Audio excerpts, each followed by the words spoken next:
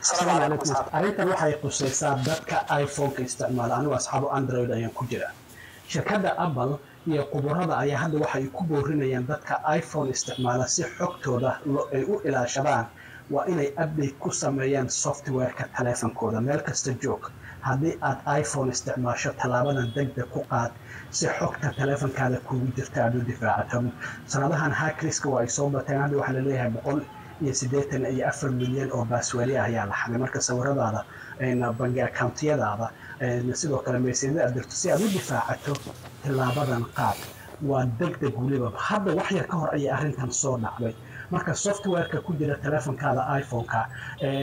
iOS-ka 18.5 waa inaad la soo degtaa isla markaana update aad dhaxdaa talaabo yar waaye setting-ka ayaad marka hore ku dhufanaysaa kadib general ayaad ku dhufanaysaa kadibna waxaad leedahay software update agree ayaad leedahay xoogaa ayaad sugaysaa haddii internetkaadu uu fiican yahay 5 daqiiqo ilaa 4 daqiiqo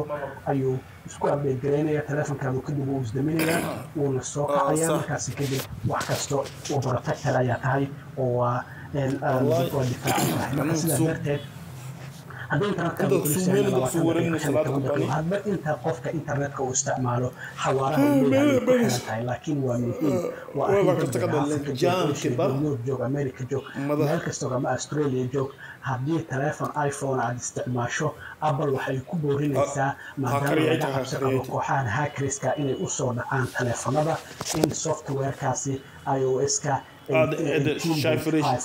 la soo degtaa haddii uu horey kuugu degsanaana iska hubi inuu update ku yahay iska update garay guriga haddii aad door qof iPhone aad ku isticmaashaan ama qof aad taqaano uu isticmaalo arrintan degdeg ku kaarsii waa muhiim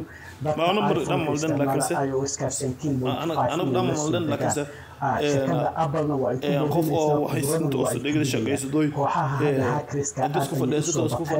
waxaa jirta in meelo badan loo dhacayo marka si xogta kugu jirta taleefankaada wax kasta ayaa kugu jira bangi account-yadaada sawiradaada kuwa fiican iyo kuwa xunba hadday ahaayeen halkaas ayay kugu jiraan adiga marka si aad xogtaadaas u ilaashato waa in aad software-ka update ku samaysa iOS-ka